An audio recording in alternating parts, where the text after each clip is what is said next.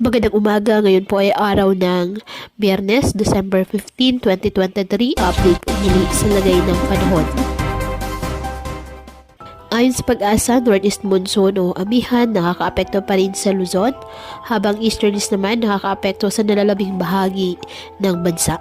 Isang low pressure area naman ang minomonitor sa labas po ng ating PAR.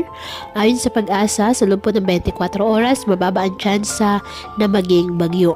Ngunit inaasang papasok ng ating Philippine Area of Responsibility ang nasabing LPA sa araw po ng Sabado at magpapaulan po sa ilang bahagi ng ating bansa.